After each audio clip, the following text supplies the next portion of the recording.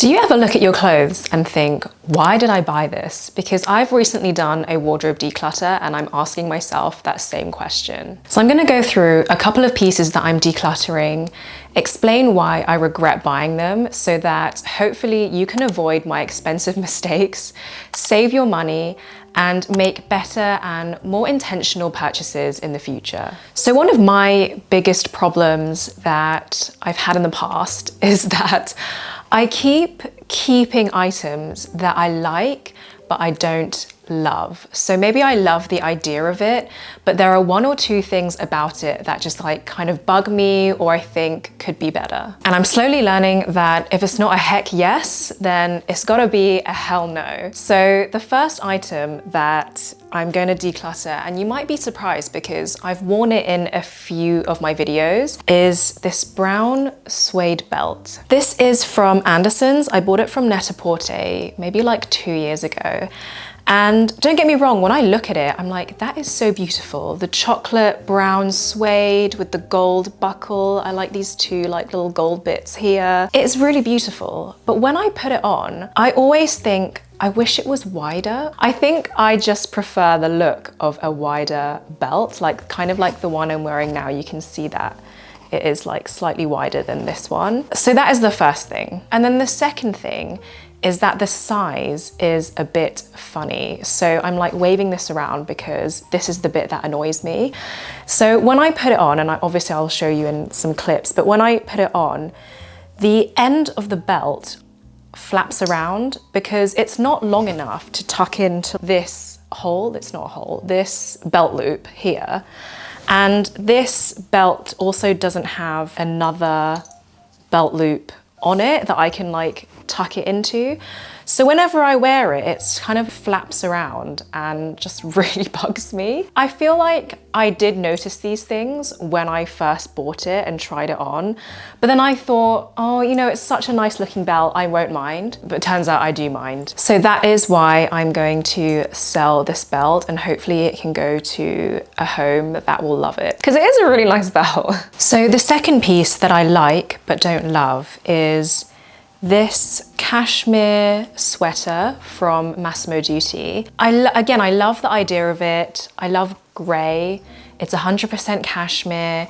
I really like the style, so the polo collar and then the V-neck, but it's just really big. It's an extra small and it's really big. So when I wear it, I find that I have to really play with it to tuck it in. And then I also find that the V-neck is a smidgen too low. I kind of wish it was a bit higher, especially because it doesn't have buttons, so I can't adjust it. So I love the idea of it. And now that, and this is the thing about decluttering, like now that I'm going to declutter it and sell it on, I can look for one that I truly love and that ticks all the boxes. And that's why I'm kind of not too hard on myself, because I'm trying to see everything as a learning experience. So at least now I know, okay, I don't want one that has a really low V-neck because then it's hard to wear things underneath.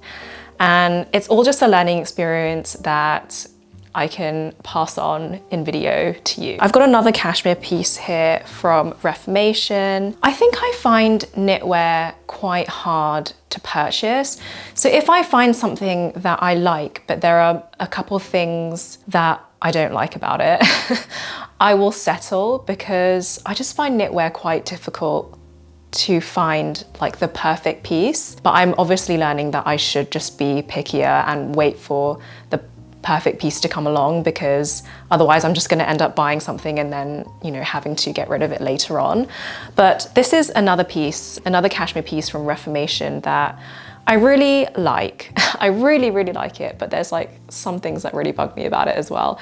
So I love that it is a high neck cropped jumper. I feel like that is quite hard to find. And for me, because I'm 5'2", I like cropped knitwear because I find that it's just like less material I have to contend with. And again, really nice cashmere, very soft. I like the color, very festive, but the sleeves are so long. I just don't understand why they're so long. I don't know whose arms are this long. I mean, I know I'm petite, but I don't think an average sized person has arms that are this long either. Maybe that's just the style. I mean, it doesn't really matter. Now I know not to buy things with sleeves that are just extra, extra long, because it's just really annoying whenever I wear it. Again, it's just something that really bugs me. It makes me not want to wear it, despite, you know, really liking all the other things about it. It's just annoying to wear because, you know, you want to lift something up, or maybe you're like reaching over something and then the sleeve just knocks everything over. So yeah, maybe I'm learning as I get older. I just want things to be easier. Maybe that's it. Maybe my patience is wearing thinner as I get older. Speaking of getting older, I think that maturing is also about not buying something just because of the brand. And this is something that I have definitely fallen victim to in the past.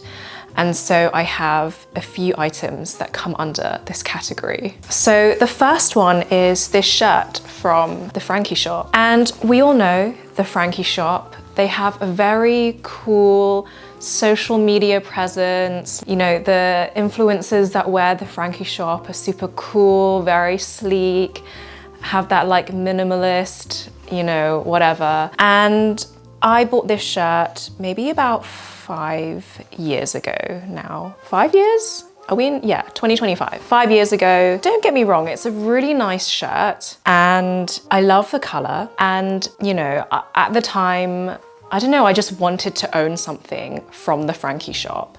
But this shirt is like hilariously humongous on me. It's an extra small again, but it's an oversized shirt. And it's, you know, there's oversized in the right way, and then there's oversized that is just like way too big. And so I find this really difficult to wear. I mean, to be fair, I did wear it a lot when I was living in Australia because it's like a very, you know, breezy, open shirt. But after I moved back to London, I just don't really reach for it. It's just too big. You know, tucking it in is just not fun. And it's just, I know deep down inside I only bought this because it was from the Frankie shop. The sad thing is I don't think I can sell this because I don't know if you can see there are marks on the back from, I can't even remember what hotel I was in. I was in a hotel and I wanted to iron this, and the iron that they had in the hotel must have just been like really old and rusty because I put it on and there are some like rusty brown marks on it now, and I was never able to get them off. So I will still keep this. You know, its saving grace is that it's 100% organic cotton. So, you know, at least it's a really good material. It's still a nice color. I do like this color. It's just gigantic. So I'm just probably gonna wear it like super, super casually, you know. Unfortunately, the same cannot be said for the next item, which is a blazer and also the matching trousers from Ganni.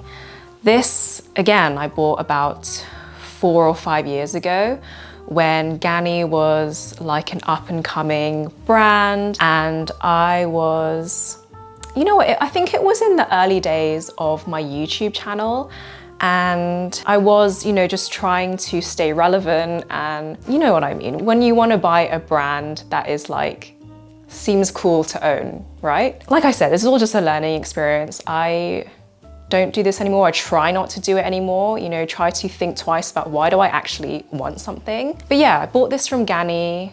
Very cool, Scandi brand at the time. I think they've been bought out now. Correct me if I'm wrong. I'm not sure. I don't really keep up with the brand. Plus, I think their designs now are just too trendy and too out there for me. Whereas when they first like came around, they were more like, you know, this kind of cool pinstripe blazer.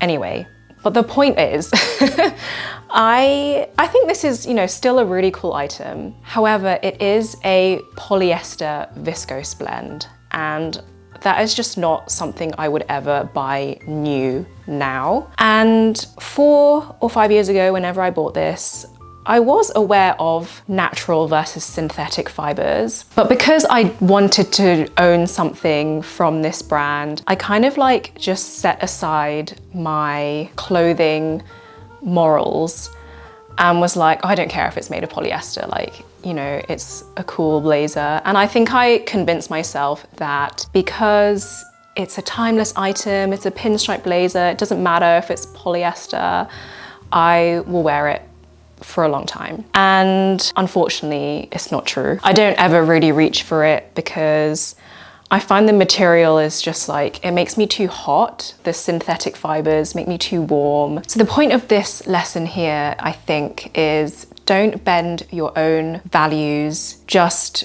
for the status of owning something from a certain brand, because it's not worth it and you'll regret it later. Let's talk about secondhand or sale shopping, because I think sometimes when we find an item that is on sale or pre-loved, all logic and reason can go out the window.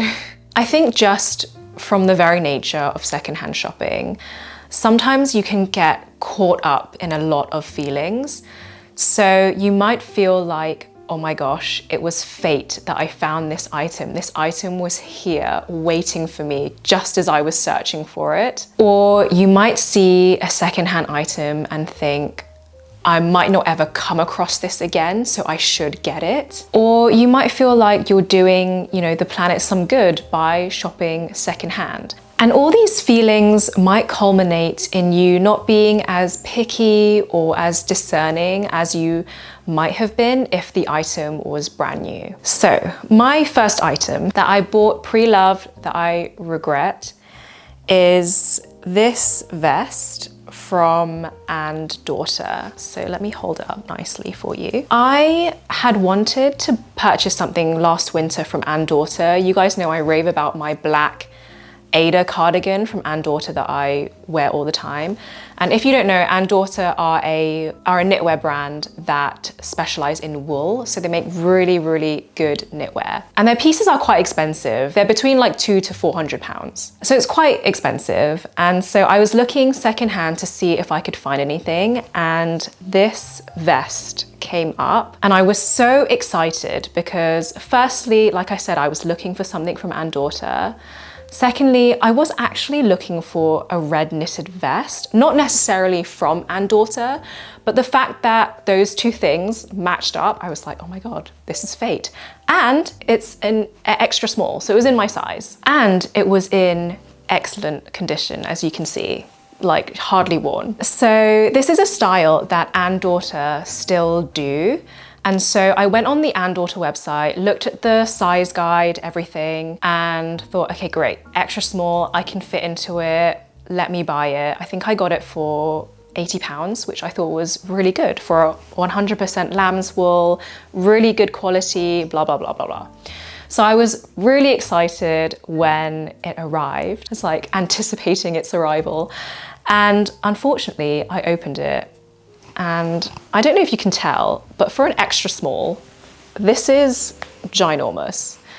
So I measured it and it was a lot bigger than the extra small measurements that they had on the website. So what I didn't realize is that the brand had actually updated this style. This is from a previous season, like they didn't have this color on the website because this color was from a previous season.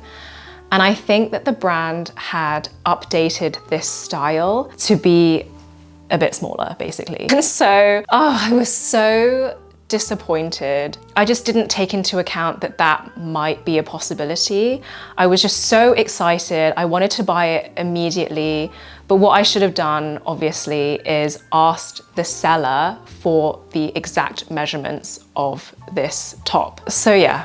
I mean, the lesson here is just to take a breather and get your mind straight. And I'll always ask for the measurements from the seller. Yeah, I was so sad. Every time I look at it, I'm like really disappointed because I love it. It's such a cool piece, but unfortunately I wear it and you could just tell it's just too big for me. So yeah. So I think that the same or similar can be said about sale items, because sometimes we'll see things for a really good price, or what we think is a really good price, when actually it ends up not being a good price because we end up getting rid of it further down the line. But we see it and we think it's a great price, and so again, all logic and reason go out the window. And that happened with these Dear Francis sandals, which I bought at the Dear Francis sample sale about 2 years ago now. You all know how much I love Dear Francis. I have a few of their shoes, so I was so excited when there was a sample sale in London, and clearly that excitement just clouded any reasoning in my head. So at that sample sale, I bought these leather sandals. I'm not gonna show you them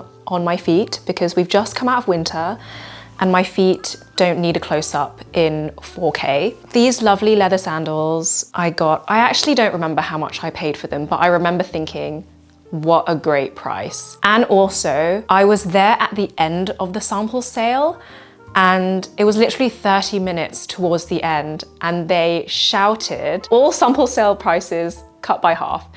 And so I think I might have been on the fence, but then as soon as I heard them shout that, because it was like 30 minutes until the end, I was like, okay, I'm just gonna get them, whatever. But they are so uncomfortable. The first time I wore them, they cut up my feet so badly. And you know, with shoes, sometimes you might think something's comfortable at first, but then you wear them and it turns out they're not comfortable. No, these are not comfortable from the get-go. They're very hard.